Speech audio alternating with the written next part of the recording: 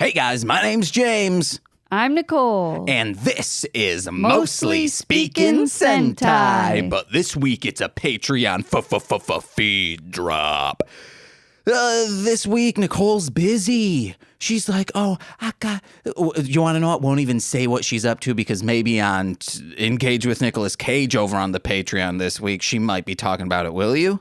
I don't know. I don't know what you're talking about. Oh, you went to the weekend the whole time. Oh, what I did last weekend? Yeah. Okay. The only thing you've done this week. Okay. Because you're like, I need to make sure my sister's proud of me. Yeah. That's what you're always saying. So, guys, this week we're putting out an Engaged with Nicolas Cage from a few months back, Wild at Heart. It's a David Lynch movie that's baffling, then bad, then baffling again. It's a good episode. We asked a patron, hey, what are your favorite eps? And this was one of them. And we were like, yeah, we'll do this one. Wild at Heart. Nick Cage. Helen Hunt? No. Person from Jurassic Park? Not Twister. Okay, Nicole, I think, forgets these movies instantly. I don't remember people's names. Well, it's not Helen Hunt. That I'm pretty sure of. Maybe well, they'll find out in they're gonna fucking Yeah, they're gonna find dude. out very quickly and be like, no, James, it was Helen Hunt this whole time. Trancer Zone. So, yeah, guys, if you would like to listen to the many other episodes of Engage with Nicolas Cage, also talking about Beyblade, the Toku Reading Corner, and This Existed, you can get that for $5 every single month over on patreon.com/MLM pod. It's a great time over there.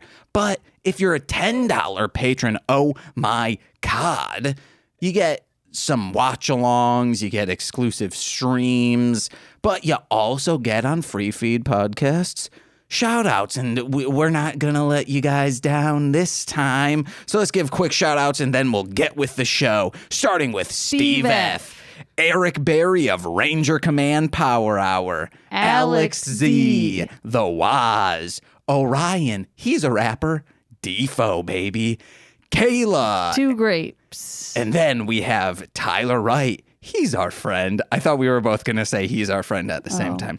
Sorry. The next up is Elliot Double. Nope. Okay. We're Elliot bleeping that W. out.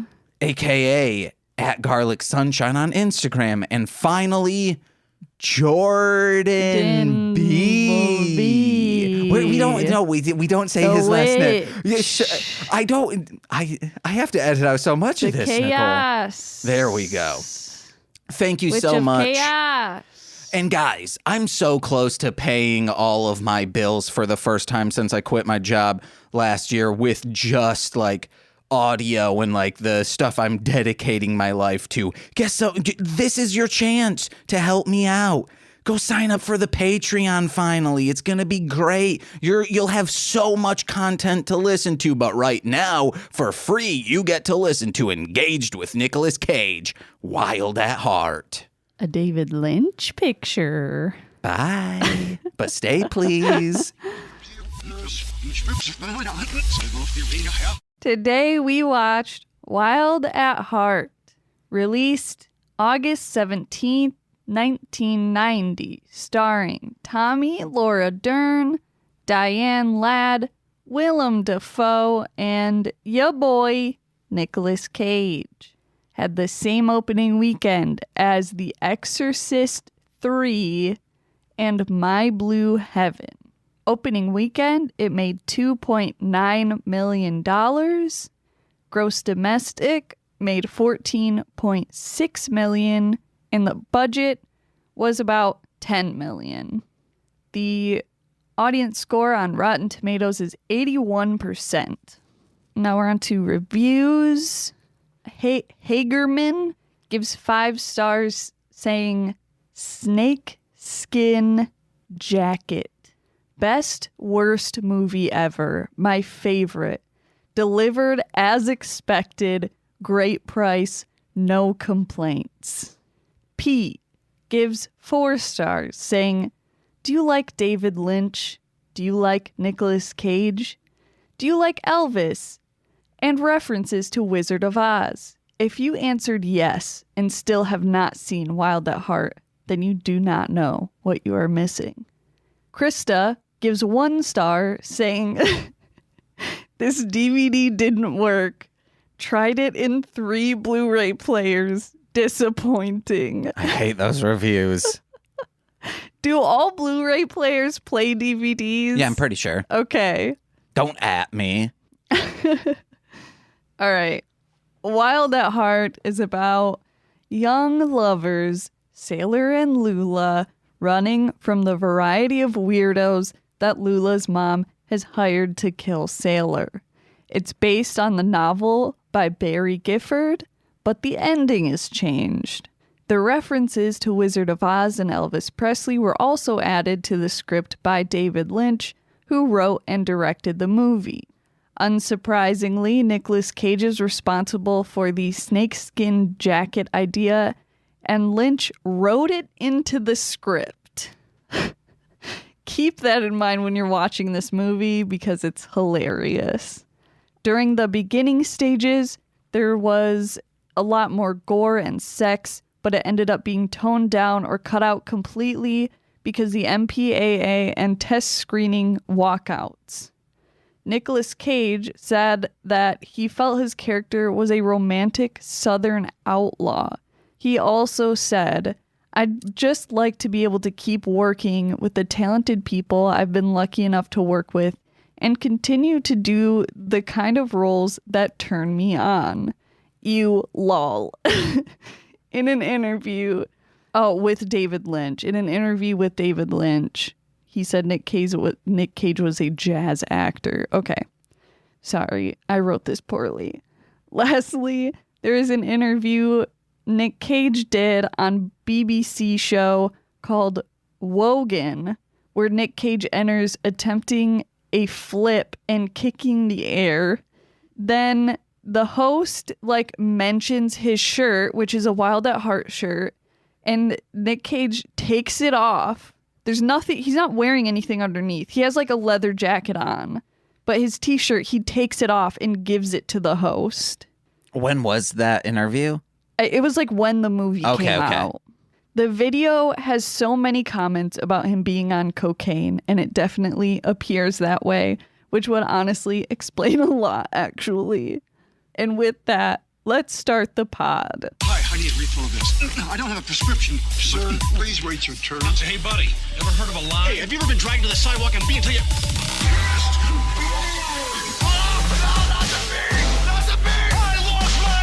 This old woman's gonna run out of air, and you're gonna have a tough time convincing people that it wasn't you. Lighter for enjoying his whiskey.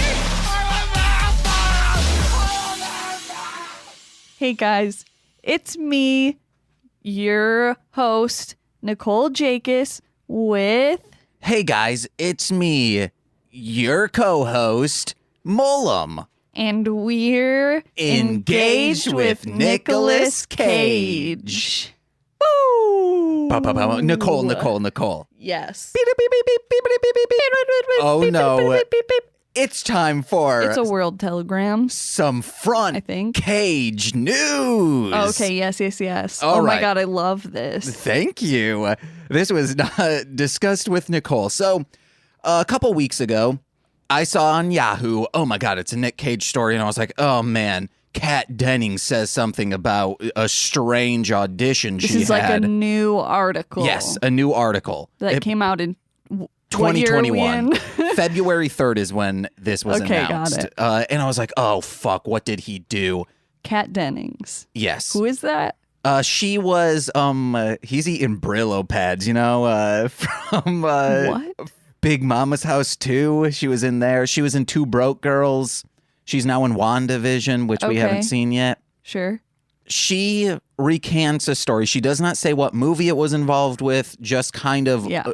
The only way we could figure this out is if she says what kind of age she was. We would have to go back in time, then 2 years later, look at Nick Cage's filmography to find out what movie, because she, I don't believe, got this role. But Why didn't you do that? That's what we're here for, so that the No, listeners that's why don't you're have here. to do that. That's why you're here. I didn't know of this article until now. Well, okay. You said don't read this article. Okay. Nick 'Cause I Cage wanna do might it. be loony, but he definitely isn't handsy. Actress Kat Dennings recalled an audition where she had to mime escaping from Cage after the Oscar winner refused to touch her out of respect. This is a quote. He was so respectful, she told Variety of the bizarre audition, which she dubbed one of the craziest and most memorable experiences of her life. Dennings refused to name the specific film, only disclosing that it was very dramatic and had a hugely famous director. The scene she was So you're auditioning saying for... it could be this movie. No, okay. absolutely, no. Okay. David Lynch is, I don't think, famous. Okay. He's infamous Okay. for just too many titties. Okay. I think making boobs James, is better. you know, yeah, that's what I'm Yes. going to say. You know what we say. Yes, boobies makes it everything better. better. Yes. But it's egregious in this. The scene she was auditioning for entailed the actress trying to escape from the other character played by Cage, who was supposed to physically restrain her. However, while Dennings was ready to get into the physicality of the scene, she realized pretty quickly the 57-year-old face-off actor wasn't 57, okay. going to touch her or even get near her. This is a quote. He was at the other end of the room, which seemed to be his choice, said Dennings, who was reportedly pretty young at the time. As a result, she was forced to improvise. This is in quotes. I was like, I'm going to be miming this, the bewildered house bunny actress recounted of pretend fleeing from Cage. So a scene where I am asking to be let go of and physically wiggling out of this man's grip became a miming session. She added, at the time, it was not great because I was like, I look like an absolute moron. I'm not getting this. However, well, she was initially baffled by the Razzie winner's hands-off approach. Dennings said in retrospect, I understand and I respect the actor for the decision. I'm actually really grateful for that experience just because I wanted to be in the room with Nicolas Cage.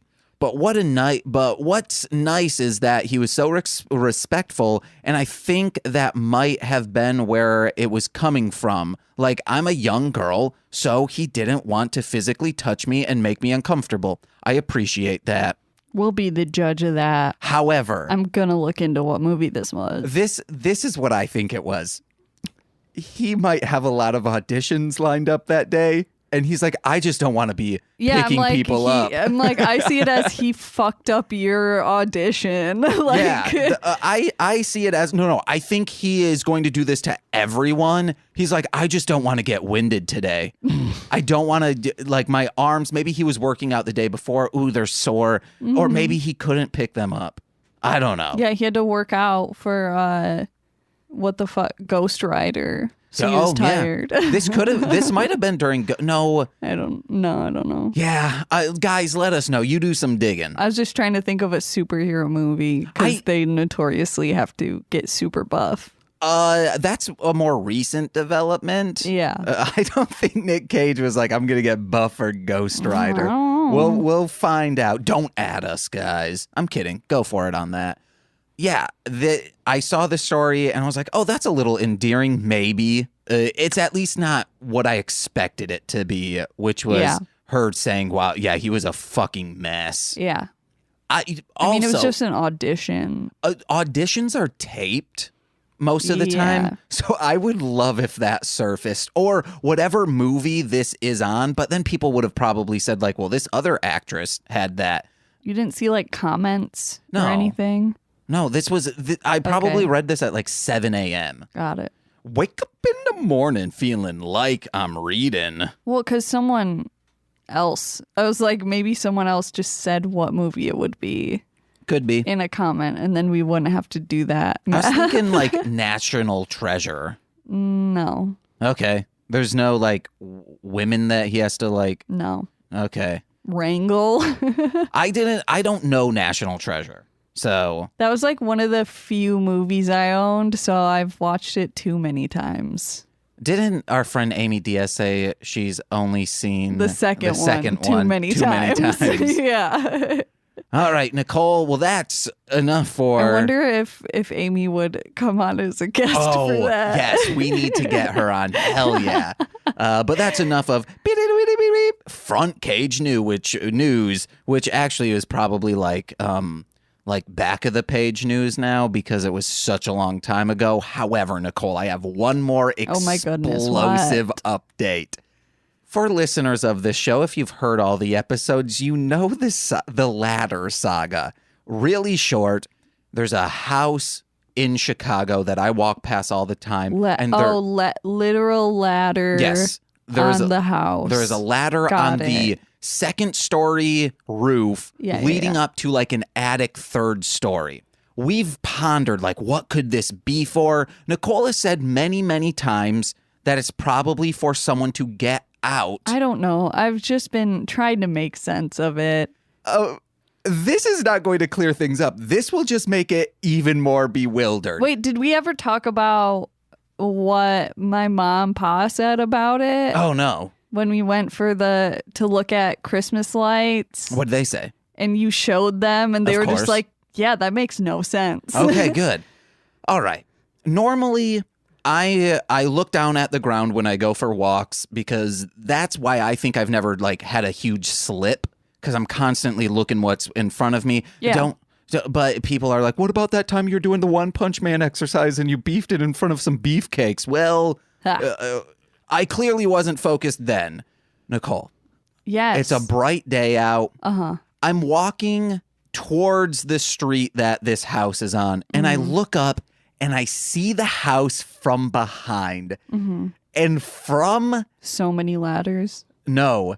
From the third story to the second story and then to the first story is a spiral staircase. So there is no need for this ladder to be there. They already have from behind access in and out. There's a fire escape. What?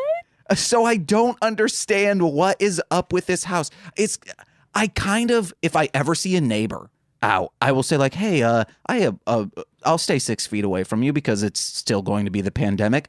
What's the deal with that? You know? And then they'll probably say, we're as baffled as you are. I just don't get it. Remove the ladder unless you're using it daily. Maybe, okay. So maybe there's also a room right there, which is on the other side of the house.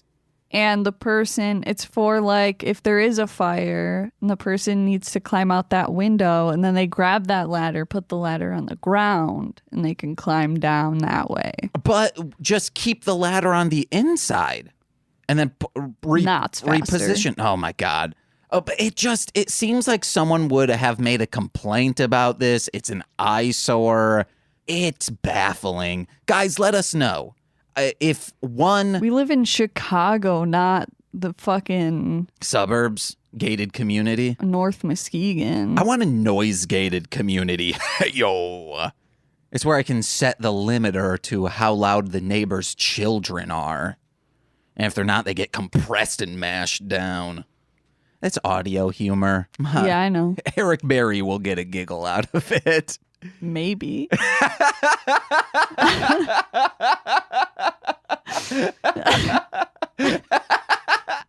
You're laughing way too hard. I think that's funny because you're like, there's many layers to the maybe is like, well, it might just not be funny. Yeah. And then two, well, what if he doesn't get it? Yeah. Okay. I have faith in his audio editing prowess. Yeah. But this movie. Okay. You know how I don't like to just do an overall discussion at the beginning, but I feel like we kind of need to. Yes. Would you like to go first? I guess. To guide what I should be saying as well. Sure, yeah. Yeah. Like how a podcast works. Chill, baby. Man, this movie is just all over the fucking place. Like like that one review said, like, best worst movie ever. And like, I remember going through all the reviews and I could not, like, that's why they were both like 4 and 5, because I just like couldn't find any like legitimate like 2 and 1 star reviews. Would you like Because a 2-star people review? love this movie so much. I can give you a 2-star review right Yeah. now.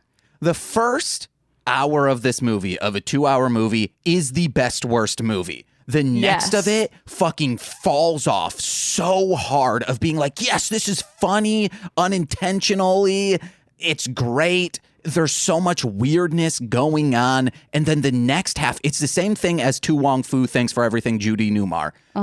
That it's set up as this road trip movie. And instead of keeping like different locations going, they break down in the middle of the movie and they just stay there for such a long time. And that Yeah. stay there part in this movie fucking dragged and sucked. However, the rest of it is chef's kiss with both hands. It's like I'm a little sea otter just licking off pasta. How the sea otter got pasta? Who knows? This movie is so fucking weird. Like, if my mom were to watch this movie, she would fucking hate it. Because she would just be like, I don't get it. This movie is fucking weird and I do not get this. I think if she watched it with us, remember when you first watched Freddy Got Fingered? Yeah. And at the first parts of it, you're like, I don't get this. But then you're like, oh, James is laughing during these parts. It's all supposed to be absurd and funny. Let me recalibrate my brain. Yeah. The same for... I just didn't know what to expect. And then that movie is just like a totally like absurd sense of humor that I had just like never seen before. Yeah. I would love... So I just didn't know what to make of it. When your mom comes over, we should do a watch along because it's like 15 minutes of Tim and Eric's diarrhea Absolutely musical. not. Or Tim and Eric's $1 billion movie with your mom. No. She'd be like, oh, what is this? I feel like Brian might.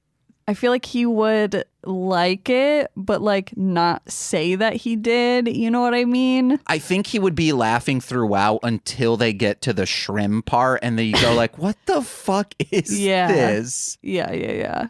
But yes, this movie is... Basically my reaction to that movie. This movie, Wild at Heart, though... Yes. Is so... It just sucked so bad that it had this huge plummet. You could have taken out...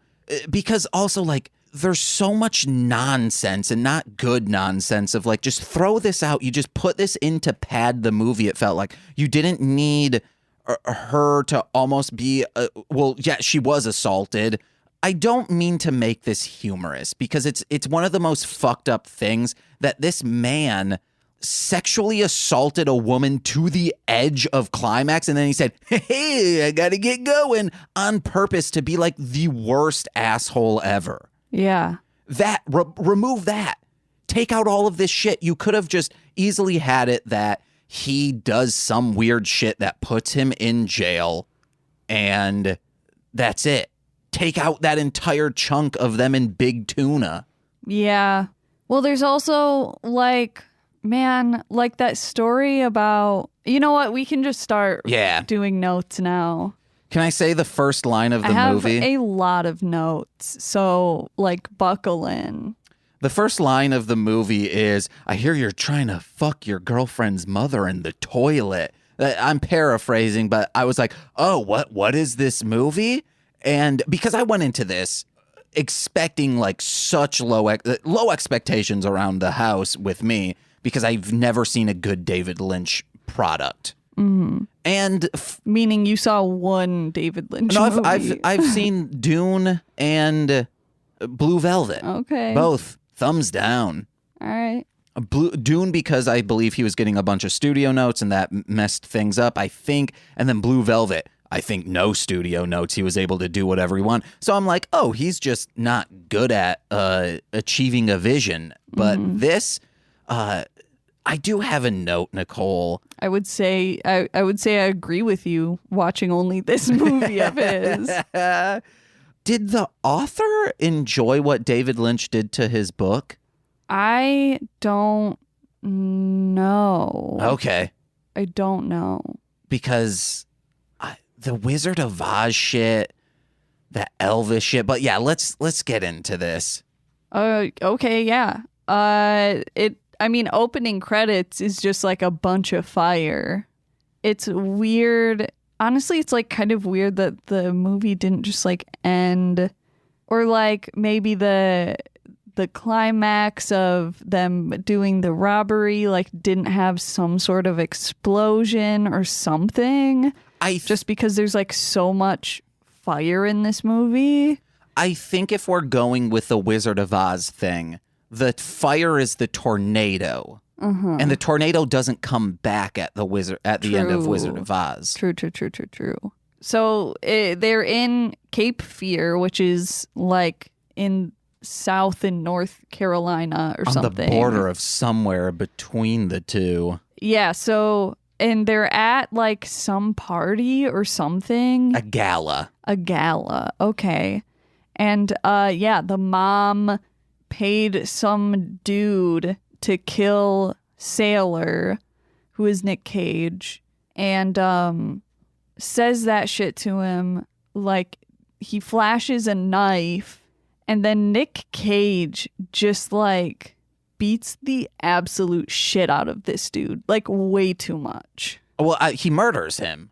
I mean, yeah. Manslaughters him, in quotes. I thought after seeing this, I had no expectations. I thought this was going to be like a rage murder movie of just him bashing people's skulls in. And I was like, oh, I'm on board for this. Yeah. Expectations have been exceeded. Yeah. And I'm like, he should have like kept that dude alive, because then the mom probably would have went to jail for hiring him. Yeah. And then problem solved. He didn't say anything because he didn't want Laura Dern to know that side of the family, maybe. Or because she could have then said like, oh, well, he seduced me in the toilet. I don't know. It's complicated. This was back in the... And who knows? Yeah. We also don't know when this movie took place. That's why I said, back in 19...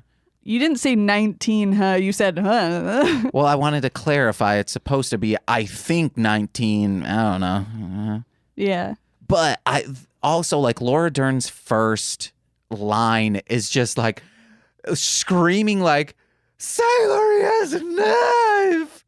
Her acting in this is fucking great. Because it's so manic. I think she is more Nick Cage in this movie than Nick Cage is. Probably. It's great. But like, that's why it works so well. Him looking at her, she's like, they're in bed and she goes, I love you. And then he like pulls sheets away. She's like sitting on his lap, probably inside of her, and looks down at her breast and he's like, I love you too. Or I guess like, oh yeah, baby, I love you too. Because we need to talk about that as well. Sometimes he talks like Elvis. Most of the time he talks like Elvis. No, this is Suicide Squad 2016 Harley Quinn levels of switching between accents. Yeah. Because it wasn't until that first bedroom scene that I was like, oh, fuck, he's supposed to be Elvis. Yeah, absolutely. Because he then just talks like normal Nick Cage. Yeah. David Lynch wanted Nicolas Cage to basically be an Elvis type character, and Lula was supposed to be Marilyn Monroe. Okay, I get that. Yeah.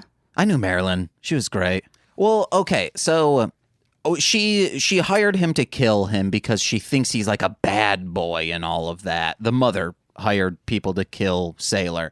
And I have a note down. Like, that's what you're led to believe, but it's actually because she thinks that he knows that she hired Santos to kill her husband. Does your mom think I'm a bad boy? Ew. Like I'm not good enough for you? Like I'm a little rough around the edges? Rough? Am I a bad boy, Nicole? Nicole, does your mother think I'm bad? So Lula, he ends up in jail for however long. 22 months. And Lula picks him up, gets him his snakeskin jacket, and says something. He says, you know, it's a representation of my individuality and belief in personal freedom. Which they go on the lam because he breaks his parole by crossing state lines. They're trying to go to California. And when you're trying to like be nondescript and be like, hey, I don't want anyone noticing I'm here, don't wear a snakeskin jacket, dude. They're wild at heart. And what was it? Weird on the bottom. Yeah. I'm weird on the bottom because my Your butt. No, more on the bottom. You know how your foot's supposed to arc? Well, mine's convex, and they look kind of like Skechers shape-ups. Yeah. I can just rock on them. I'm like a Owie. Donatello in Secret of the Ooze in the beginning when that guy hits him. And he goes side to side. Okay, well, I'm going front to back. He could Sure. go front to back, too. I Sure. bet. Man, that's a great opening. I wish that were a Nick Cage movie. I don't. What? You'd ruin it. No, he's just in the background eating a pizza. Mm-hmm. But Nick Cage style. Oh my God, Nick Cage as Casey Jones? Okay, I thought you were going to say Holy Master shit. Splinter. I was going to No. say, that's insane. And it's not just his voice. Like he goes through prosthetic makeups to look like a little mouse. No, as Casey Jones. As Shredder? Oh no. That'd be pretty cool. He's just Super Shredder. So it's like a different actor. Then once it becomes Super Shredder, it's just Nick Cage hulking out around the place. Mm-hmm. Man, Nick Cage as the Hulk would be pretty cool too. But he'd be a terrible Bruce Banner. It'd be real bad. Chill. What do you keep looking at? I'm just making sure we're still recording. Oh, okay. Gnarly Brando, brah. I don't. Guys, let us know, what role do you wish Nick Cage had? If it's your In a favorite. 5-star iTunes review. No, this doesn't have an how this iTunes. works. Yeah, in Patreon, on the comment of this episode, or you know what I mean by that. Tweet at us. No, I want things on Patreon. So then other people are like, oh, wow, there's a lot of community going on here. Let me join. Instead of just Steve F. Or, well, Jordan's been doing it a lot. Okay. What I'm getting a lot is like people DMing me on Facebook. And I'm like, no, guys, just post it on the Patreon. Yeah. Please. We then see the mom trying to hire a private eye to, I think, just like not kill him. But I mean, you're skipping ahead. oh, that's my but- next note. Okay, well, they're in like New Orleans, right? Yeah, you're jumping very far. They go clubbing. Is that up to your notes? No, mine is, does your mom think I'm a bad boy? And then a line where she's talking to that dude with the big eyebrows. And he's like, meh, or whatever. Big eyebrows. Oh, Johnny? Yeah, which is happening before they... I feel like I didn't write those scenes in that, like, because they were just like so, like, I don't know. Well, I just have a quote from it. Yeah. She says they go to kiss. It's this dude named Johnny. He's a detective or a private investigator.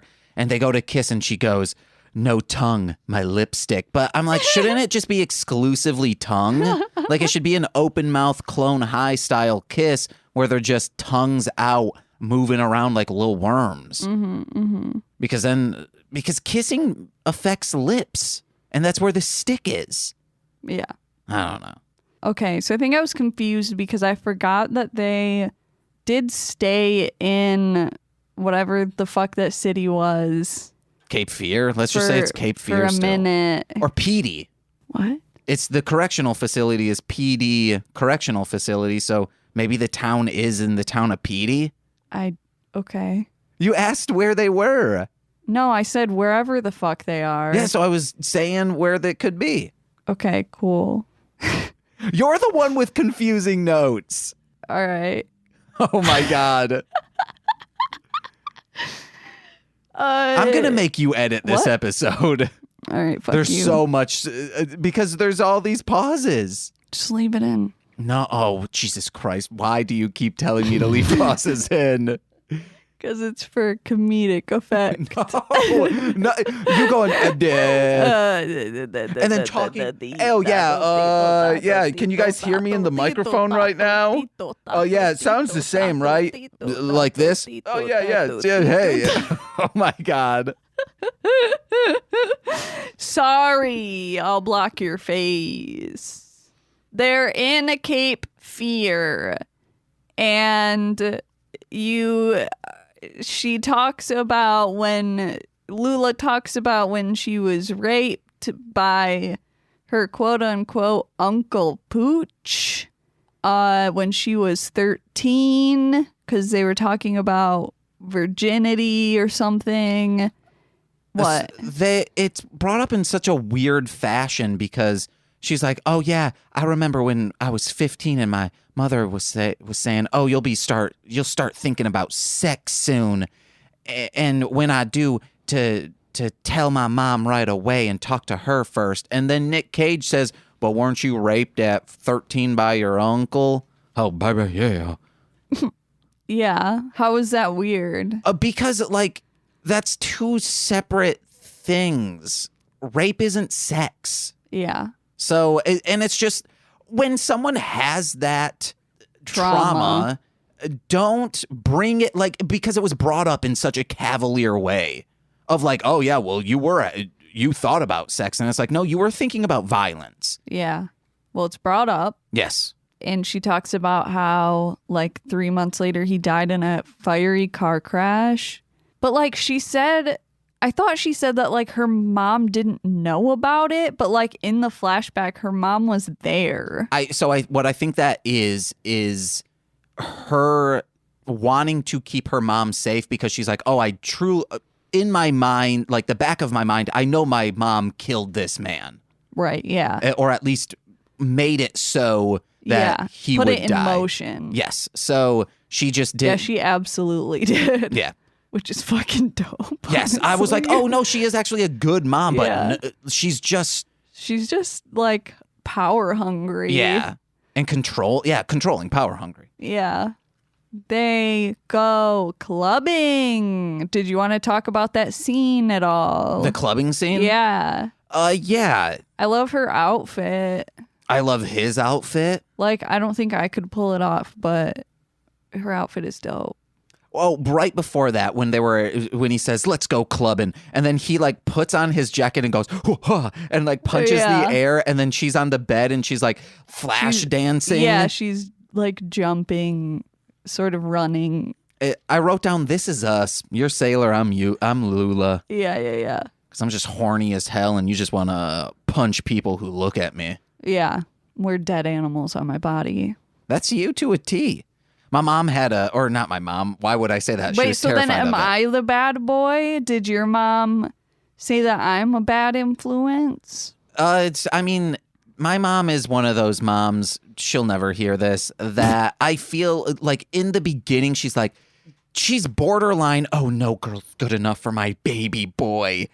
But eventually she enjoys them. Yeah. The women I've seen. Yeah. I mean, I was asking specifically me, but that's fine. I guess you can just like group me in with all those other hussies. It's fine. My mom has only said one of them is a hussy. And then one, I had to tell my mom, like, stop being buddy with this one. I'm trying to get that part of my life wrapped up and out of here. So please stop. Yeah. And then the carnival girl, I don't think they knew each other. I don't know. That was a blip. Yeah. And that was a burp. But no, my mom loves you, but probably thinks you're badass. Maybe. Not a bad influence, but a bad boy. Yes. Like Sean Combs or Biggie. For some reason, I thought you were going to say Sean Marciniak. My mom's like, that's Sean Marciniak's a bad boy. I mean, it could be possible because my friend Stitches, Jeff, on MySpace, my mom would always say, like, you have to print out, like, get it on a shirt or something, this picture of him. And it was a picture of him covered in fake blood, like, looking happy after a concert. And she's like, oh, he's a bad boy. She probably thought he was a bad boy. A bad boy, Wait, not who? a bad boy. Stitches, Jeff.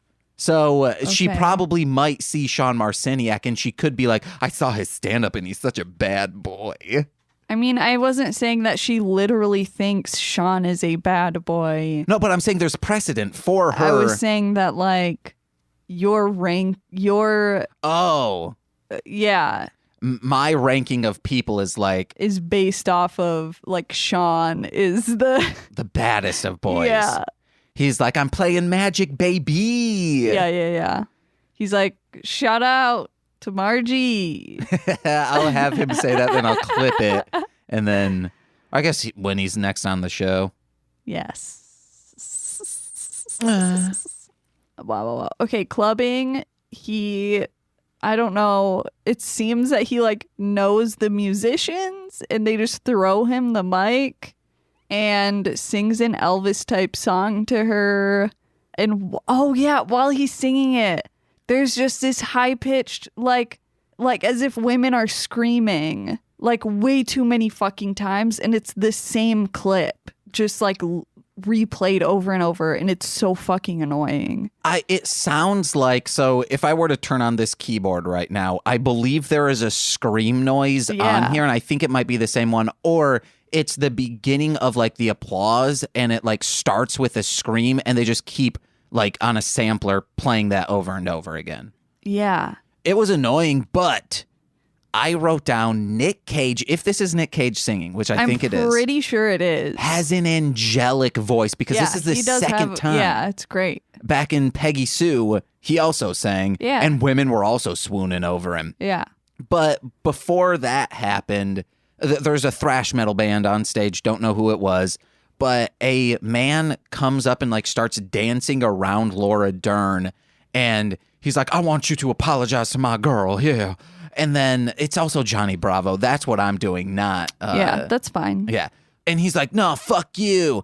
And then they start beating him up. And then, but right before that, like, he kind of does, like, devil horns or something to the band, and they just stop playing and allow this whole argument to play out. And then says, give me the microphone if you know this, baby. And then sings this song. It's so weird. But this is part of the movie where I'm like, yes, this is what I wanted. Yeah.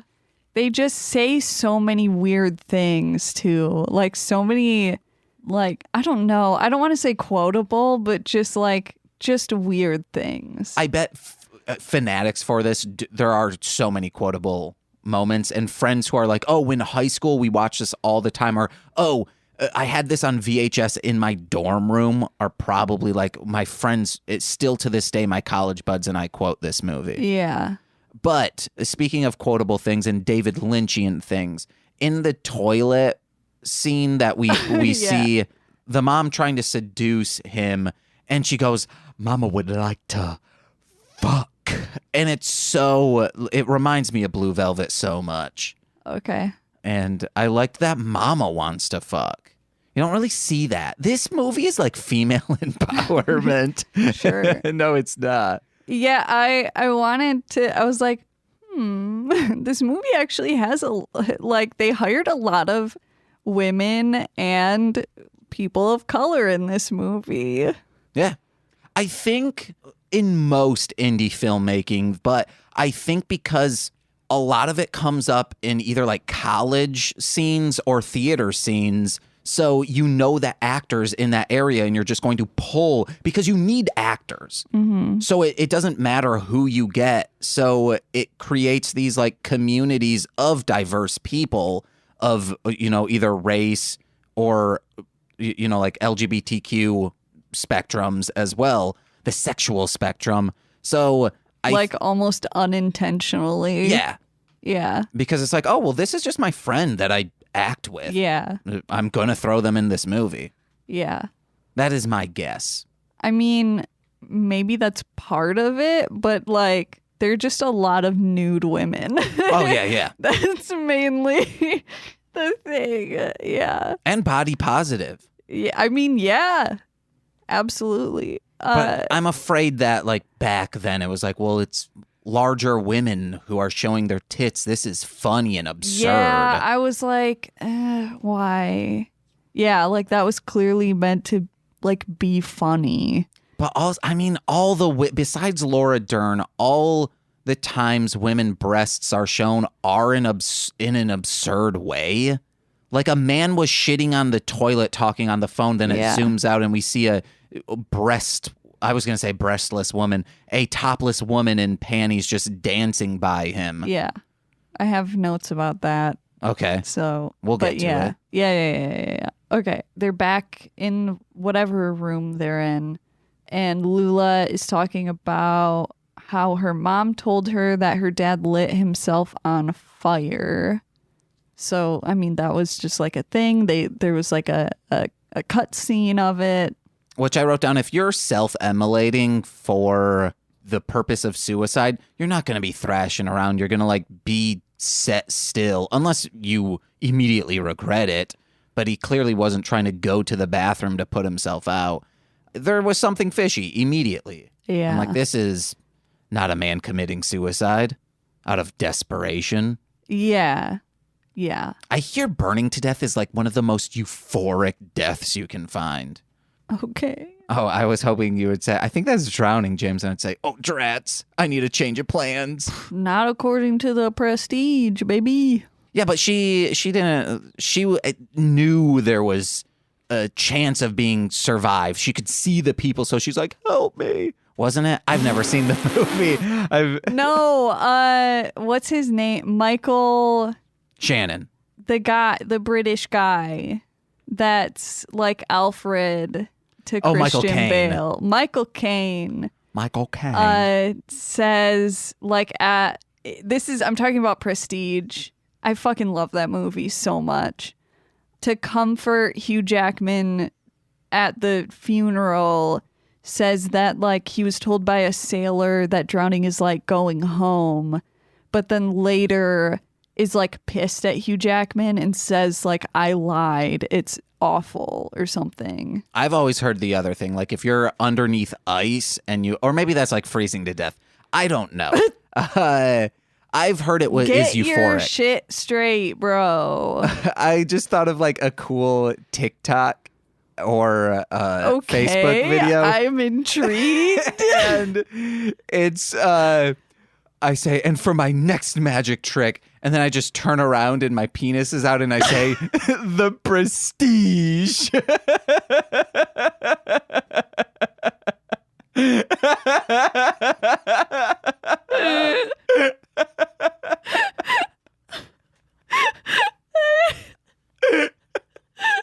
It's so funny.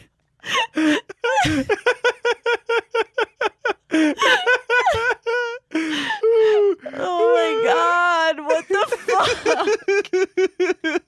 It's all with my penis out. Why? Oh, wait, hold on, Nicole. What? Speaking of my penis. Uh-huh. Do I have a cock with a voice of its own? That's something that is said in this movie. Do you have any? It's hilarious. Yeah. I love that moment. She's like, oh, you fuck so good when you're inside of me. Oh, I can feel it. Like, talk to me. Your cock has a voice of its own. It's so funny. And it sounds, what if my penis had a voice, what would it sound like? That was why I wrote the note down. It's so like, hi, Nicole. It just sounds like Toad. Yeah. Nicole's vagina would sound like skip nip nip doo nap nip. Wow. You'd sound like Sha-na-na. Oh. It sounds like fuck, the Andy Samberg pop star song where it starts out like that. Wait, what? Where it's like skip it beep beep bop it up beep beep beep boop boop. That's what your vagina sounds like? Yeah. Okay. That's Humble from the Pop Star soundtrack. Yeah. Skip, skip, doo, dap, dap. Wow. Okay, then they break parole because they're on their way to California, baby, where the COVID is rampant. Oh, I'd like to ram your pits.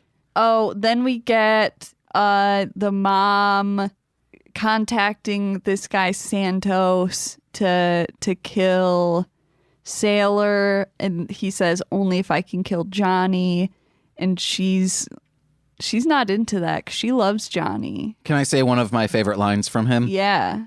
I'm going to shoot him through the brain. Then he holds up his hand like a gun and he says, with a gun. And it's like, yeah, obviously. And then he's like, You know, it could be an arrow. I'm going to kill Johnny. And then she's like, no, I don't want you to kill Johnny. I love Johnny. He's like, all right, fine, I won't kill Johnny. Or maybe I will. No, please don't do that. All right, fine. I will mush Johnny and Sailor's heads together. I will shoot Johnny in the head. And if the bullet just so happens to go into Johnny's, that's not my fault. Yeah, you mean Sailor and Sailor, Johnny. and then it'll go through Sailor. If it goes all the way through and then goes clean through Johnny, that's on the bullet. That's not on me. Yeah. That's on the gun, not on me. Because Guns kill people. You don't get until like at the end of the movie that Johnny and Santos are both enamored by Lula's mom. Why?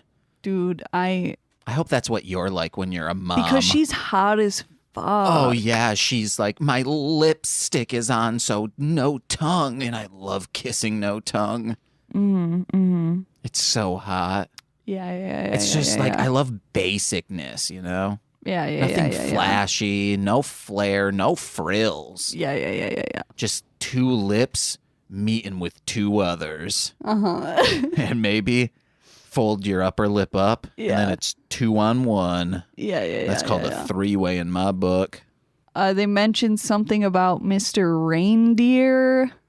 Oh, yeah, and then we get that scene where, with the phone call with Mr. Reindeer, and this scene is, again, it's hilarious. Like, it's this dude on the toilet, like, clearly, like, taking a shit.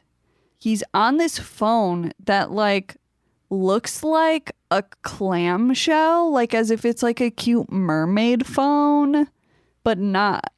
You know what I mean? Yeah. But in like a 70s way. Mm-hmm.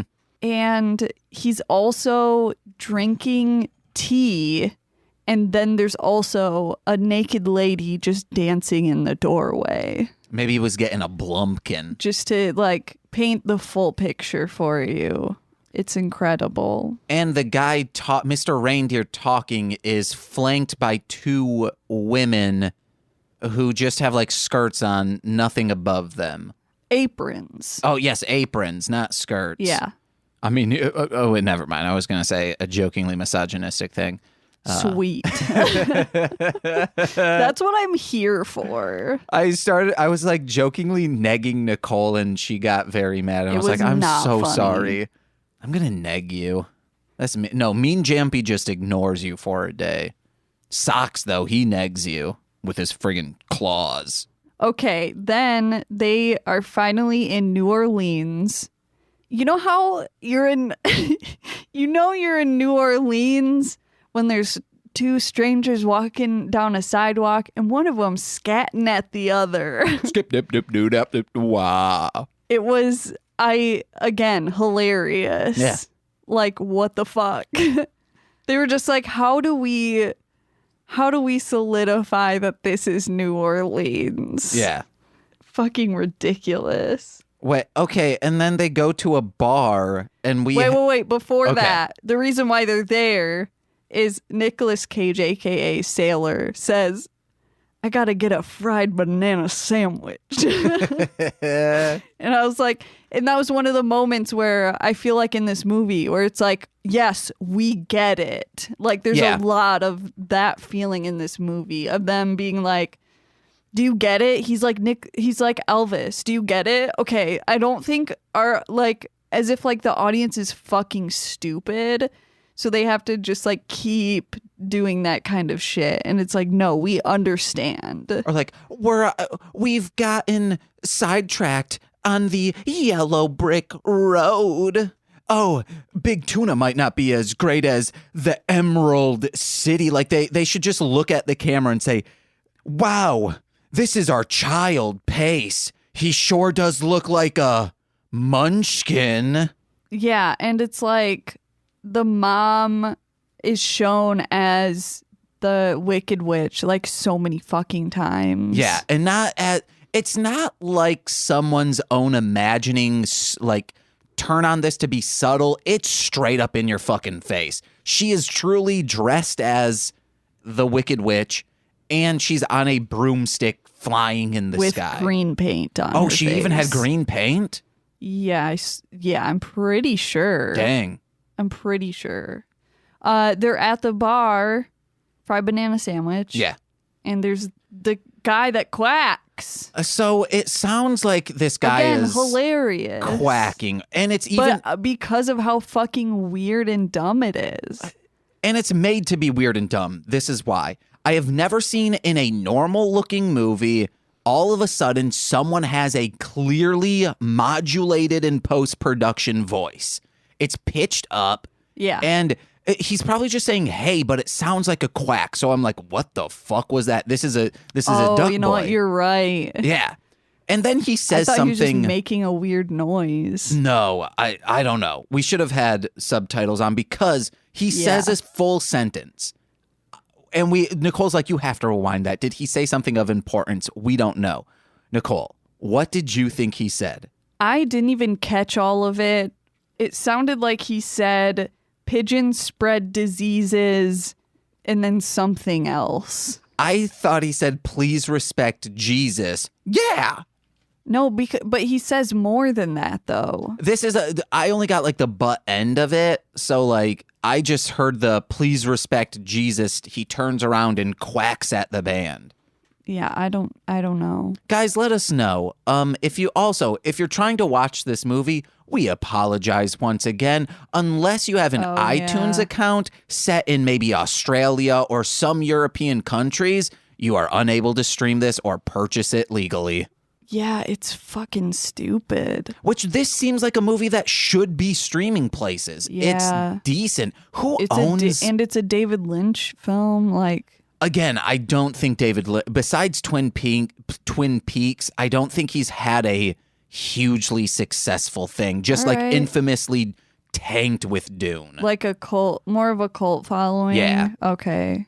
Let me check to see if he has any movies that I recognize. But what's your next note? Well, someone in some of the reviews I read said that Shout Factory put it out on DVD. Yeah, but that might have been way back in the day before Yeah. they were doing Blu-ray. because you can license things for physical media or for streaming now. So they probably just had the physical rights. Yeah. But it seemed like everyone who bought the Blu-ray said like it didn't work or something, so that's why I got a DVD. Oh, that sucks. Yeah.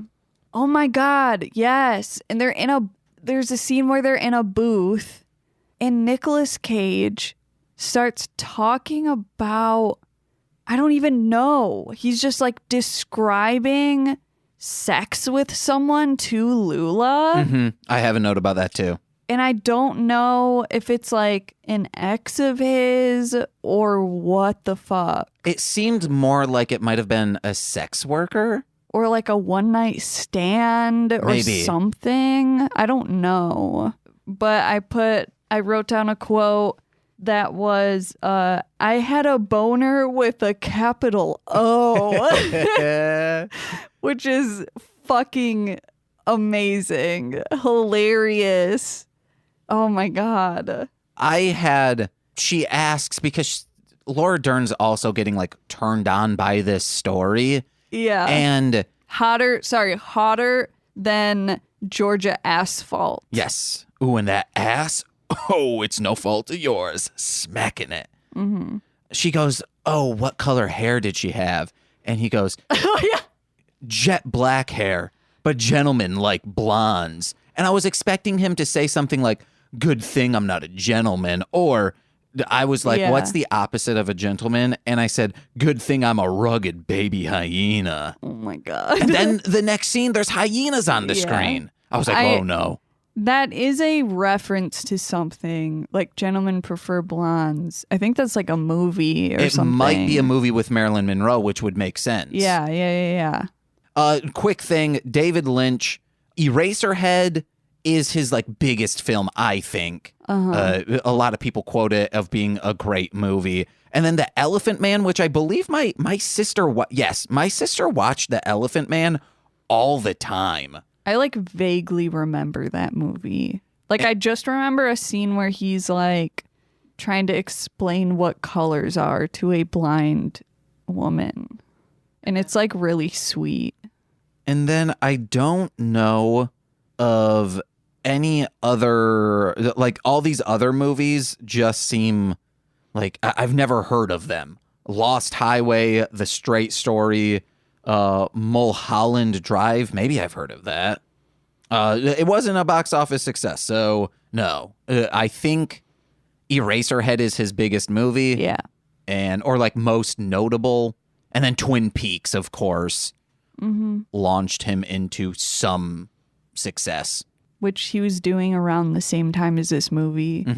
But boy, guys, is Blue Velvet a stinker. I feel like we'll throw it up on a Patreon thing, maybe do that as a watch along, just because Maybe. I talk about it so often. If we could get my friend Shane in, because it's his favorite movie, which is why I watched it. And I was like, I've never told him that. I don't think I've ever told him that I watched it and hated it. Yeah. I feel like you're the only one that wants that. I mean, I don't so- want that, but maybe the fans do. Okay. Let us know in a Patreon I comment. mean, if you didn't want it, then you wouldn't bring it up as an idea. It might be fun okay to have you see this and be like, well, is this good, bad? Or maybe revisiting it, I'll watch it like I watched Wild at Heart. like as an adult. Yeah. Then we get this story. So that story about him, just like the boner with a capital O story, and then this story could have just not been in this movie. And this story, the O one, the boner with a capital Yeah. O, this woman is in tights and is bent over, and you could like even through the pants, which are like they're not see-through pants, but you could They're like leggings. They're like bright orange leggings. hot pants maybe is what they called them back then. You could like see the shape of her like anus and vagina. Yeah. Like it is baffling how Baffling. it's how pornographic this was. Yeah. And he just like grabs this woman right between the legs and like thumb on the beehole and like rest of the hand massaging her vagina. Nick do Cage you had think to do that's that. okay? That's what I was gonna say. And do you think that's his hand? Yeah. Alright. No, he doesn't have like a fake hand he's holding underneath going No, like, that'd hey. be someone else's hand. No, because you like clearly see You him, right? freak. No. It's, like a Halloween hand that you go like, my hand fell off. No. Oh man, I remember my dad and stepmom had one of those hands and did that to this like 7-year-old kid, and the kid peed his pants because he was so scared. Ooh. Poor kid. Adults during our time, I think adults always are shitty. Maybe finally parents will be good, No, or they're getting more good. no. Because they're like, it's fun to terrify children. Mm-hmm. Let's take them mudding. That's Yeah. terrifying. Yeah. I've never been mudding. I thought you did. No, Or that's two-tracking. That's two-tracking. Yeah. And the sand dunes Oh, yeah, those are scary. in Silver. Silver Lake. Yeah, probably. Yeah, Silver Lake Dunes. Yeah. Guys, if you're ever in beautiful Michigan, why? But hit up Silver Lake Dunes and maybe Michigan's Adventure. That's 2 parks for the price of Grun. Why not what is it? Bear Dunes? Bear Lake Dunes? Maybe? Do you mean Sure. Great Wolf Lodge? No. Oh, man. Ooh, Great Wolf Lodge is fun, though, as a kid. Great Wolf Lodge, for some reason, I'm like, I don't want to go there because I fear that, like, the water could give me, like, a flesh-eating virus. I feel like that's acceptable fear. Or I'm going to be like, oh, no, there's a jellyfish on me. But Jellyfish? it's really just a used diaper. And I'm like, Ew. no. The fuck? Because it's like indoor water parks just seem so much more gross. I think it's just because it's like humid in there. Yeah. Also, this is coming from someone who has never been to an indoor water park. Cool.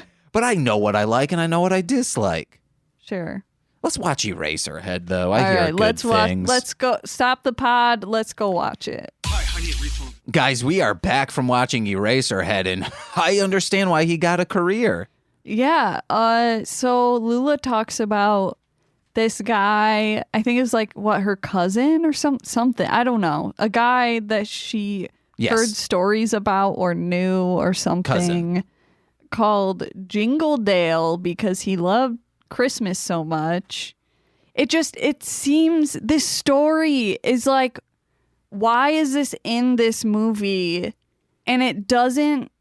This is what I think. It like doesn't make, like, her story that she tells doesn't make sense, but at the same time it does, like, as if you're a kid, like, hearing it secondhand from someone, that it's like, hey, cousin Dale did this. You know what I mean? Yeah, I think this is, when you watch a comedy and there's a scene where you're like, wow, that didn't add to the plot at all, but it was super fucking funny and like felt very polished. And it's always, but like it was funny and then it was sad. yeah, but the funny thing is just comedy based. This, I think, so, but then you find out for those scenes that, oh, this was a sketch that either the writer was doing with their comedy troupe or the writers were doing, the actors had always done. So they wanted to put it on film for once. This might be like a short story that he once had, or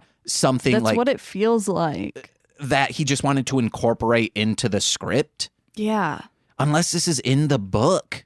You know what? That probably, yeah. But one of the doesn't mean they had to include it.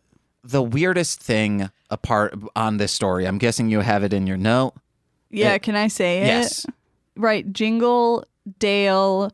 They go through about like him believing in aliens and whatever, but said he put one big cockroach right on his anus. Which I thought, because they were like, oh, the aunt saw that there were cockroaches on his underwear. I thought it's like, oh, a cockroach on the cock. But planting it on the anus is so weird and I don't even want to think about it. Yeah. I don't know. And then you see him like on a street corner, like situating his pants like he has a wedgie, but then smiling about it. Yeah, I don't know. And then, but he clearly had like mental illnesses, and I forgot how that story ended. He just disappeared. Okay. Had never been seen from a sense, insinuating, oh, was he abducted by aliens? Yeah. What do you guys think? Let us know in a comment. Please don't. I don't know. It's like they were trying to be like, check out this quirky cast of characters, but it's like he's not even in the movie though. Yeah, and it never comes up. Yeah. Maybe that's like the Tin Man. Okay. Who is the scarecrow of the story, Nicole? I don't know. I was thinking about that too, and I'm like, I don't think there know. were. Like, it's maybe like oh God, but she's Dorothy, so yeah, I don't know. Yeah, why did they throw the Wizard of Oz in here? I have here? no fucking clue. Because it's not like, because he wanted to. It's just allusions to Wizard of Oz. It's not that anything thematically ties in. There's no like scarecrow. There's no cowardly lion. It's just the Wicked Witch and the Good Witch. Yeah, it's like they're trying to, I don't know, like they're trying to like do symbolism, but it's not symbolism. It just is that. You know what I mean? Mm-hmm. Yeah, I guess that is, which is, again, the type of thing where I'm like, yeah, we get it. It's like if someone were to reference the hero's journey throughout the film, but they're just on the hero's journey. That's what this is. Yeah. They're just going on a journey like Wizard of Oz and referencing it like it should be Wizard of Oz, but it's just someone on a trip to where they want to go, and they never get there. This is stupid storytelling. Yeah, they don't need any of the Wizard of Oz stuff in this movie at all. David Lynch, 2 thumbs down on this dude. But like without those things, I feel like the movie wouldn't be as funny. Oh, yeah. Because that's part of a lot of those moments are like are like what the fuck moments that you're just laughing because you're like, why? Yeah, I think it's fine, you know. I mean, the movie's funny, Yeah. but like it's not good storytelling. No, it's bad. Yeah, it's a great bad movie. Half of it. And the ending. Okay, back onto God, this is gonna take for fucking ever. Mom progressively rubs lipstick all over herself, and throws up. Lipstick? More like face hand. Yeah, like lipstick all over her face. And she goes, "Why so serious?" And I'm like, I don't know if that's supposed to be like her transformation into the Wicked Witch. Like as if she's putting on the green makeup or something. I don't know. Who knows? But yeah, like she's clearly losing her fucking mind. I think She throws up. I don't know if I said that. And it's like, okay. I think a lot of this is just David Lynch saying, this would look good on film. Yeah. He's just like, that's a weird idea. Let's put that in there. Which I guess is why, he should just do like weird sci-fi shit like Twin Peaks. I don't think Twin Peaks It's not sci-fi? No, I Twin always Peaks assumed it was. is a like film noir detective story. Oh, okay. Just because like seeing there's like a lady that's frozen or something. I always just like assumed it was sci-fi. I believe she was found in a lake. Okay. So no, this is not sci-fi. fucking I think know. Dune is the only sci-fi thing I believe that he's done. Well, he should do sci-fi Unless then. Eraserhead. I don't know anything about Eraserhead besides the cover, and like Jake Fogelnest talked about it a bunch. Yeah, sure. Sorry. Pull the car over to find metal on the radio. Yes. That's my next note as well. Yes.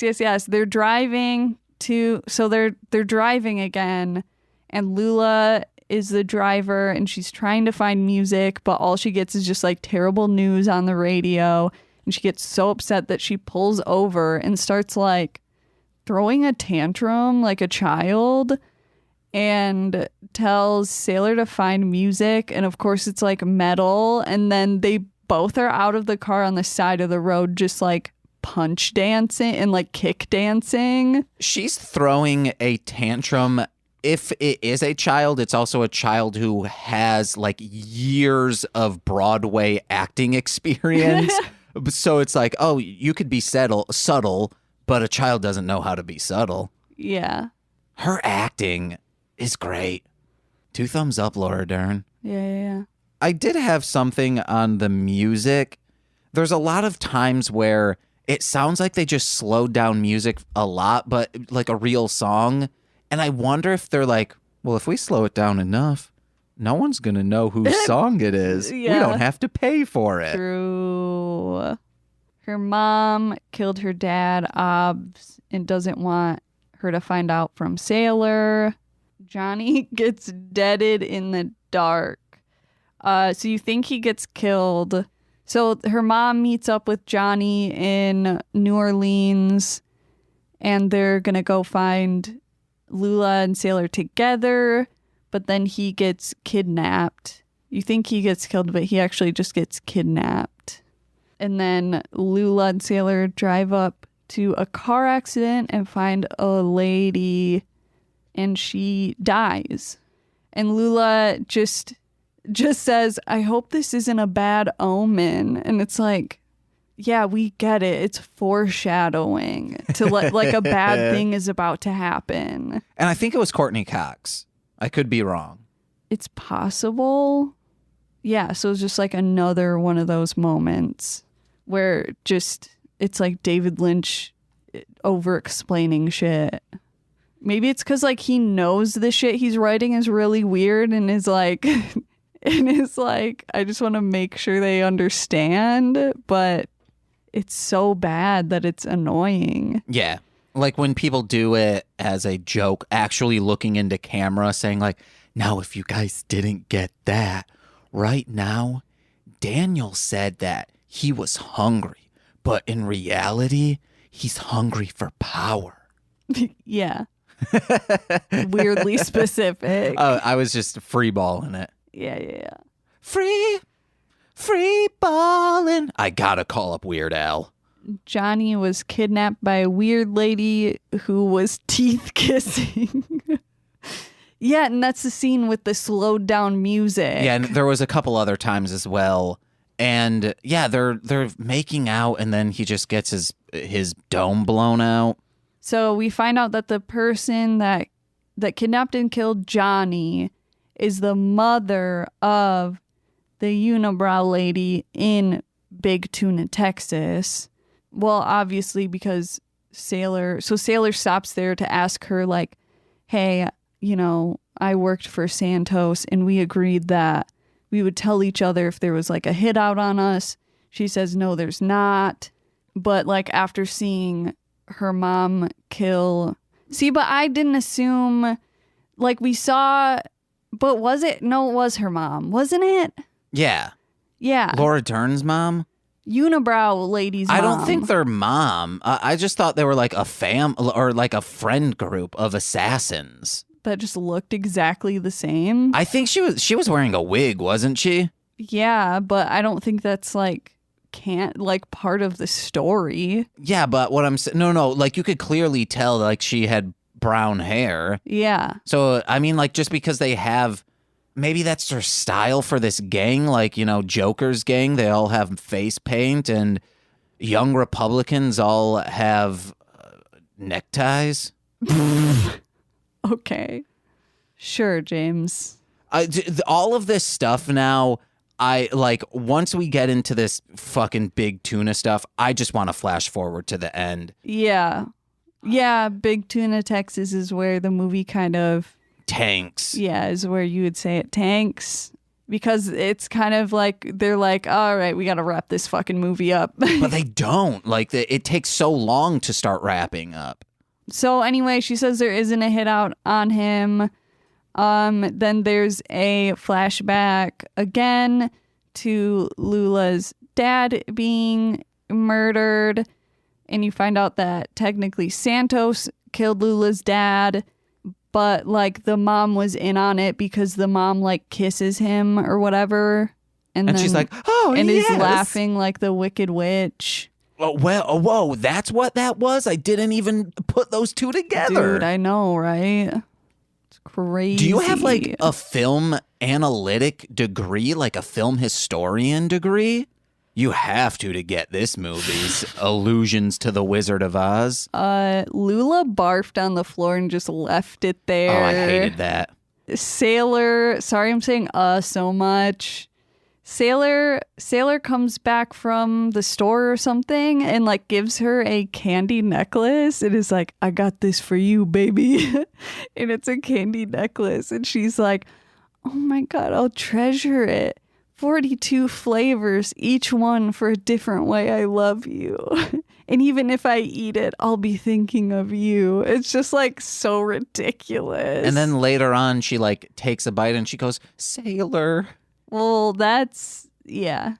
Yeah. I just want to skip that scene. I don't want to talk about it. Then so she barfed and so she thinks she's pregnant, and then they put in a scene of her getting an abortion, but don't really like you don't know like when No, it's you a do. flashback to. Because it's you see her the flashback that we saw before of her like post assaulted raped by her in quotes uncle, and then it shows again or not again, then we see the abortion thing. I think it's to string those two things together. Yeah, so that happens. She's pregnant. Prego. Bobby, aka Willem Dafoe, sexually assaults Lula. I'm not laughing because of that. Yeah, I'm like, what the fuck? I started giggling before that when you said Bobby, because there's a part when Nick Cage says, "Damn it, Bobby," and Nicole then Turns and says it like Hank Hill. Yes. It made James laugh. Then grabs a bureau sailor to talk about robbing a feed store, shows him 2 guns, picks him up the next day to rob the feed store. And he goes, "Hey, I guess the eagle flies on Friday." Yeah, I don't know what that's got to be another reference to like Elvis or something. Maybe. And like somewhere in between there, you can see that Bobby and Unibrow Lady are like together, and they're like, "Ha ha ha! We tricked him. We're gonna kill Sailor because anything could happen at a feed store robbery." So she's in the car with them when they go to the robbery. She's like the getaway driver. So there's no bullets in Sailor's gun. Willem Dafoe's about to shoot him when One of the feed store people pulls out a gun. yeah. So Sailor didn't want anyone hurt. Yeah. He was like, "Hey, I want to do this clean. Just get the money and get out of here," because he was apprehensive of doing it in the first place. And Willem Dafoe shoots at the guy. Nick Cage runs for it. And then where this is also interspliced with a cop seeing the blonde-haired lady at the getaway. And he's like, "This is something fishy. This woman just sitting out here with the car on." And then as Nick Cage runs out, she peels away. And then what happens next? The cop shoots Willem Dafoe so much. Actually, no, not so much. Like 5 or 6 times, and then his head just explodes off of his body. Oh, you don't know why that happened? No. So he falls on his shotgun, and the shotgun goes off, and his head just like underneath his neck, and it just Okay. clean blows it off, hits the awning, like his head doesn't explode. His head just, pops off. yeah, detaches from his body. And because they're all in like pantyhose face masks, it's as if like you put like a bunch of like bloody sausage into like into a milk bag, and you're trying to like make, I guess, sausage milk and like strain it out through that. Yeah, it's disgusting.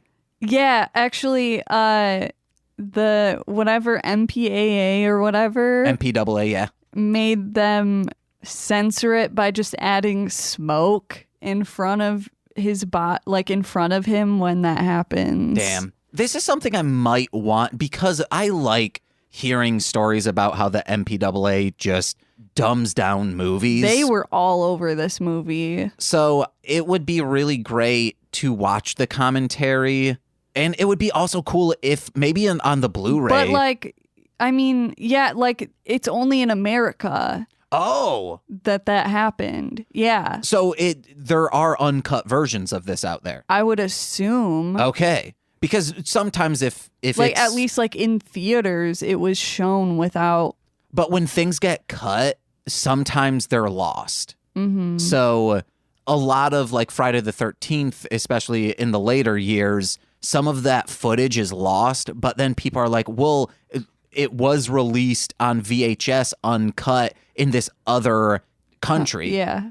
So people find those VHSs and they're like, holy shit. And then they try to touch them up as best as a VHS could be touched up and like intersplice that into the movies to show actual like how the scenes were supposed to go. Because like you'll see a kill and it's like, oh, well, why did it cut away? That sucks. This movie is bullshit. But then when you hear like how actually gory some shit is, you're like, whoa. Yeah. All right, these filmmakers wanted to give us a movie, but not even the government, it's just a self-governing movie entity told you not to do it.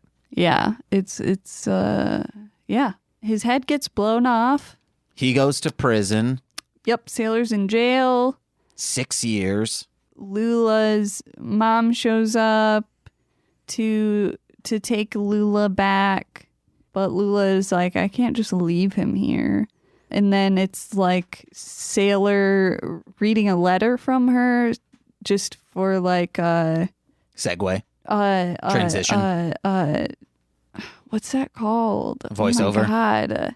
Exposition. Exposition to say, basically just say that she's keeping the baby. Mm-hmm. And then cut to 5 years later, or 5 years, 10 months and 20 something days later when he gets out of jail and she goes to pick him up and of course like is on the phone with her mom about it and her mom is going psycho again. I thought she was like in the back, like her butt was getting eaten out. Like she was bent over like that, but she was like on an ottoman, just bent over. Yeah. That's what an ottoman is, the thing that you put your foot on. Like a footstool, yeah. Yeah, just bent over drinking and like, you can't see him. Her hair is crazy. Yeah. And then Laura Dern's like, no, fuck you, Mom, and then hangs up on her. And then looks at a picture of her and like splashes water on her. So you funny. need to know that for later. So funny. So she picks him up with their son Pace, and he makes her stop the car. Or no, she stops the car because she was like crying or something. Mm-hmm. And then he's like, he just basically angels her. Oh yeah. And he's Angel like, of Buffy fame. Yeah. It is like, I'm no good for you. What blah blah blah. I'm gonna leave because it'll like make your life better even though we love each other. I'm just gonna walk home. So that's what he does. He starts walking home down the middle of a fucking road, and all of a sudden these like random people just start showing up, like circling around him. I thought this was hired hitmen, but it's not. Wait, it isn't? I just No. assumed it was. Because they punch him and they say like, you've had enough, and he says yeah, and then they let him go. So it's not even a hired hitman by the mom. Okay. Maybe it was supposed to be like in the book. Maybe. They beat the shit out of him. Oh, he calls them the F slur, and they beat the shit out of him until he like passes out and then hallucinates / dreams. I don't think it's either of those. I think it's reality. The good witch like floating. And he goes, the good witch. And she basically just tells him to go back to get together with Lula. Yeah, like who cares if you're bad? She loves you despite of that or in spite of that. Without that, you know what I'm trying to say. She still loves you no Love matter. conquers all. That's Beautiful. why I haven't gotten my leg thing checked out, because Nicole loves me. It will eventually heal through the power of love. You just need to give it little kisses, Nicole. Go. It's just a big bruise now. Okay. He wakes up and apologizes to them for saying the F slur, which is funny. Especially how he says it. He's like, I apologize for insinuating you were homosexuals. Yeah. And then just runs away. Then it shows the mom picture, quote unquote, melting. It just kind of disappears with like steam because of the water, So dumb. and runs down the yellow brick road, aka just on top of cars to get to Lula, I think is what that was. I don't know. I might have been zoned out. And sings Love Me Tender to Lula because earlier in the movie he said he would only sing that to his wife. And the end. That's how it ends. The end is him full ass singing this entire song as credits roll. Yeah. And boy, does he sound good. All right, Nicole, I don't know.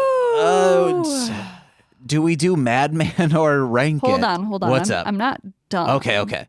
Because she never finds out that her mom killed her dad. Yeah, that's fine. Like, that never pays off. I think that's something that the audience knows and he knows, but she doesn't need to know. I don't know. This movie, I feel like I need to watch it again, but I also don't want to. Yeah. Like, I do want to, but I don't want to. Wow. Okay. Is he a madman?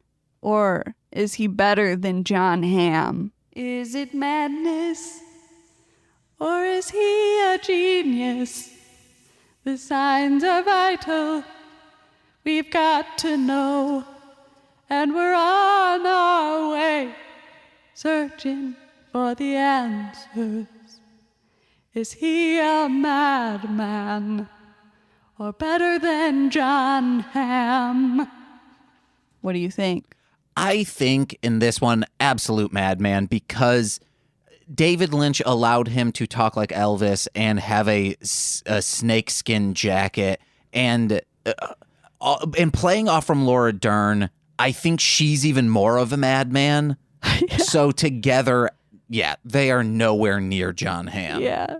But again, I think because she's like on the same level, if not more, it just works. Yeah. Because otherwise it's just like it doesn't seem out of place. Yeah. Yes. It doesn't seem out of place. Because in like other movies, it's just like everyone else is like, you know, like quote unquote normal. And then he's just like over here screaming. You know, like in a den of thieves, like You Find Company or whatever the fuck that. Sure. But this is like in a room of surrealists, You Find Good Company. Yeah.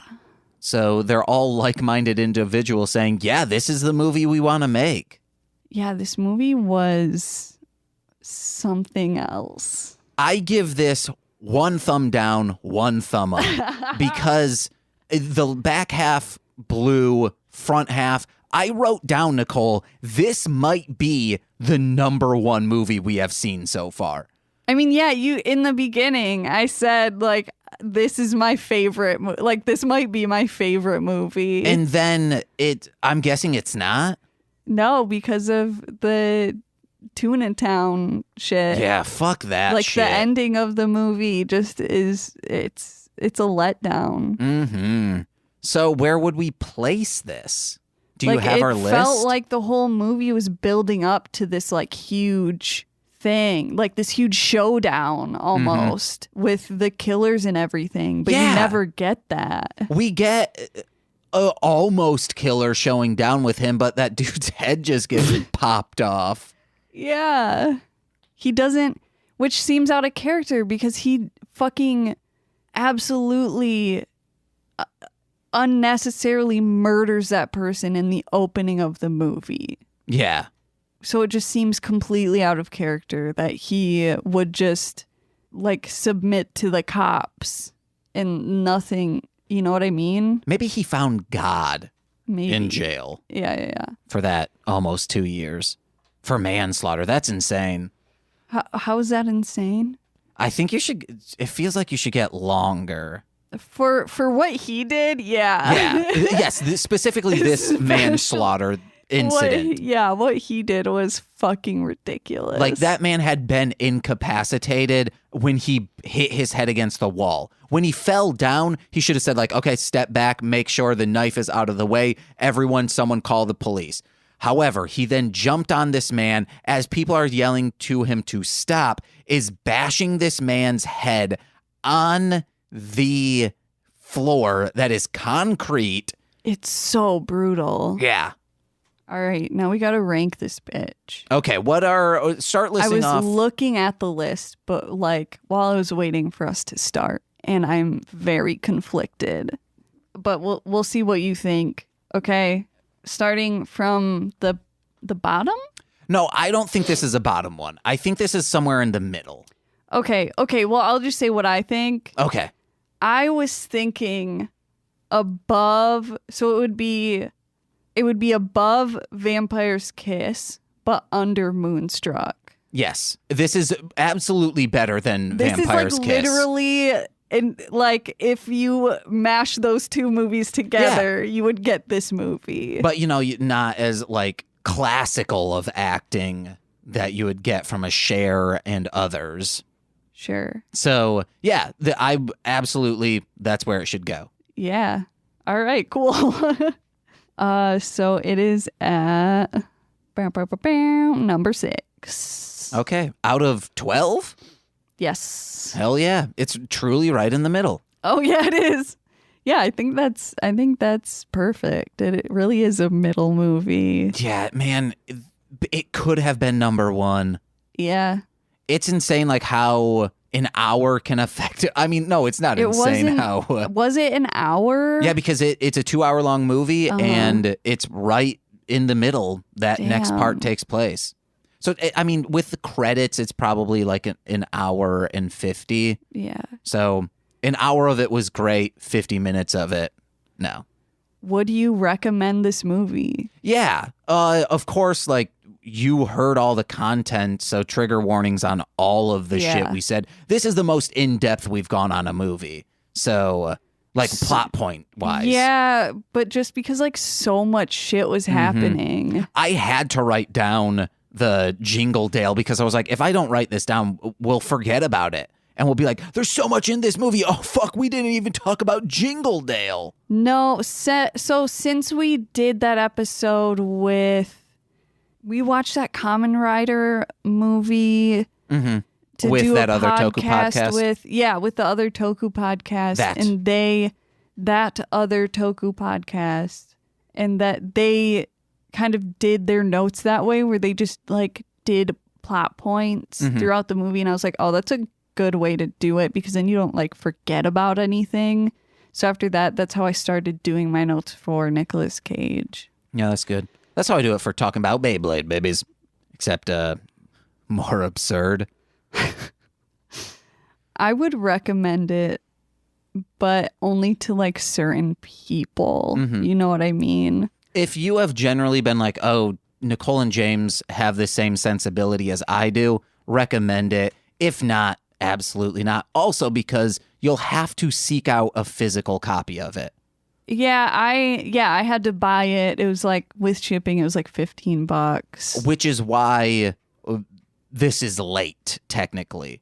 Yeah, because we couldn't find it anywhere, and then we had to wait for it to ship to us. Yeah, I think I had like pizza in the oven maybe, and we were like, yeah, we're about to watch this movie, and then... Because the internet said it was on Tubi or something. Because there's a TV show called Wild at Heart.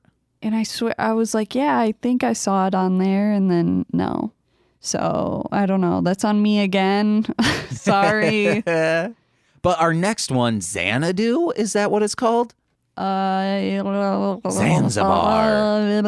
Zandali, that is available on all the cool shit Cool. to purchase. I haven't looked at that at all. Well, hey guys, you'll hear us in 2 weeks. I want to see though. Oh Well- my God, he has a mustache. All right, guys, be on the lookout for mustached Nicolas Cage. We don't normally do plugs on this, but if you're on Twitch... explores the theme of lust. Oh, you'd think I'd like that, but not Nicolas Cage.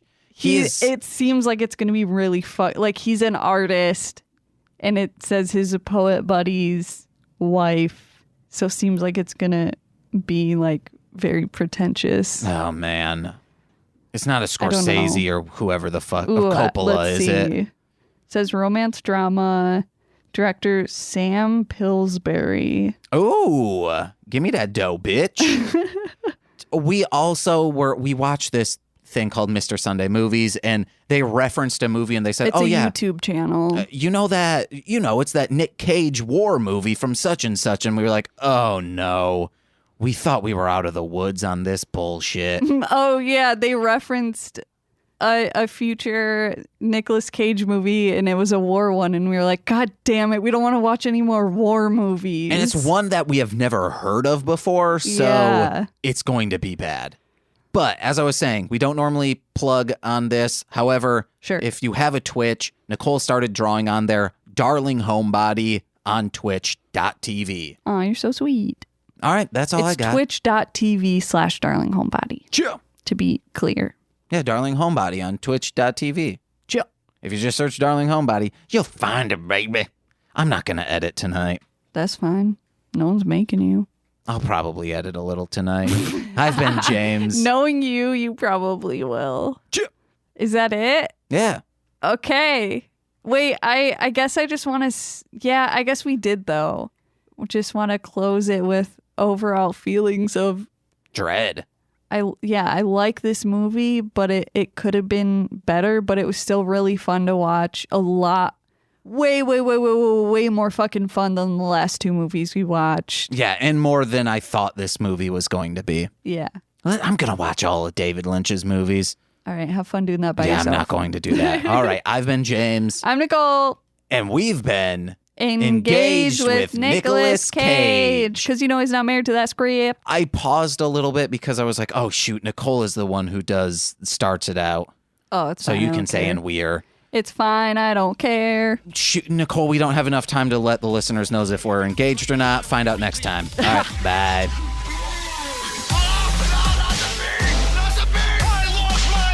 This old woman's gonna run out of air, and you're gonna have a tough time convincing people that it wasn't you.